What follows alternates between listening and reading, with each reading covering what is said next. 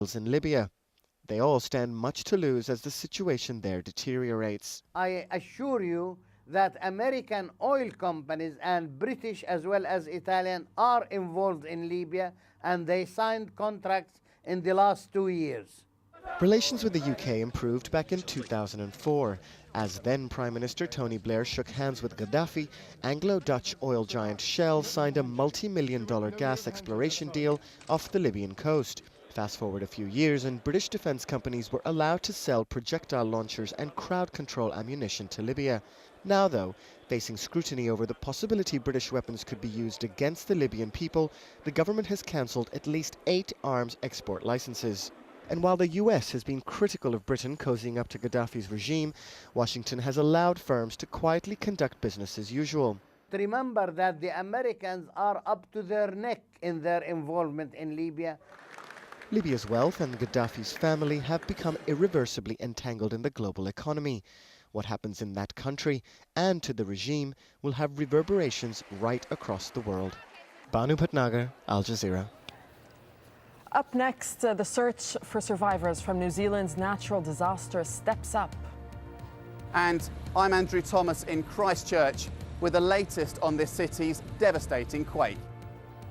Plus, rehabilitating former foes, Pakistan tries to reintegrate the Swat Valley's Taliban fighters. That's also coming up. Stay tuned.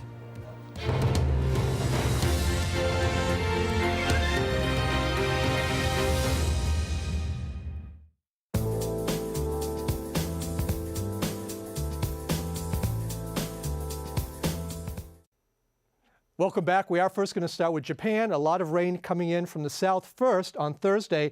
And then as we go into Friday, all that rain shower activity moves up towards the central and northern parts of Japan. You can see Osaka at 13, going up to about 14, but still very rainy conditions as we go into Tokyo. Their temperature comes up, but it's going to be a very rainy day for them. On Friday, we're also going to be seeing some very clear skies anywhere from Pyongyang down to Seoul, Vladivostok. Unfortunately, your high temperature is only going to be about -6 degrees for you. Down towards Australia, we're going to be seeing some very heavy rain showers still for the western part of Australia. On Thursday, those are going to start to die down. As we go into Friday, that cyclone moves offshore, but warm temperatures still down towards the south. We're looking at anywhere from about 33 to 35 degrees anywhere along the Great Bight, and also up towards the north, Darwin, about 29 degrees, but very wet conditions for you. And of course, very importantly, down towards New Zealand, where we had that earthquake, over towards Christchurch. Thursday, not looking too bad. Relief and recovery efforts are going to be very good weather for them. But as we go into Friday, more rain shower activity will be coming into the forecast. We are going to be seeing temperatures for Wellington about 19 with some slight rain showers in the activity, and that cyclone is moving offshore.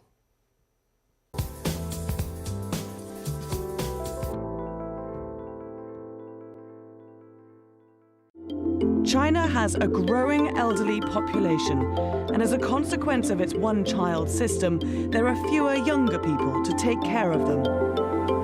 It's a responsibility that often falls to the state. Private retirement homes offer an alternative, but independence comes at a price, financially and emotionally. Faces of China, at this time on Al Jazeera.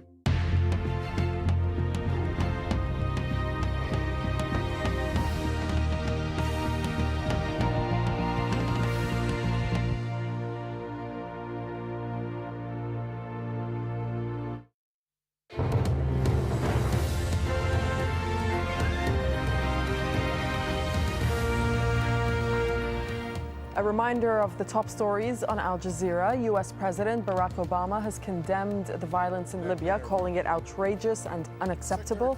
In a strongly worded statement, Obama said the Libyan government must be held responsible for failing to respect the rights of its people. There are reports the first western city of Misurata is under control of protesters. According to a witness, 6 people were killed and 200 injured in the city, which lies about 120 kilometers west of the capital, Tripoli. With the pressure rising, Gaddafi's son, Saif al-Islam, has called on Libyans to come together to fight in what he called a national battle. Saif said the main trouble was in the eastern parts of the country. Let's speak to Ali Abu Zarkouk. He's the director of the Libya Human and Political Development Forum and joins us live. from Washington, D.C. Good to talk to you. Let me first start by asking you, yes, what do you make about suggestions that the western city of Misurata is now under the control of protesters? How significant is that? a lot. First of all, it is for me personally because it is my birthplace.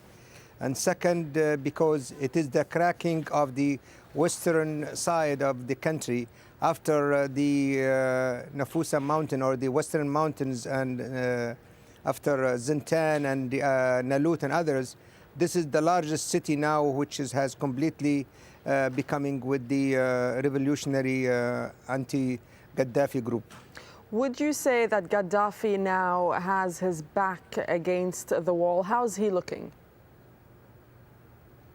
I think everybody who has seen him yesterday howling, I wouldn't say speaking or giving a speech, has seen that the man has lost even his senses and his grip on power.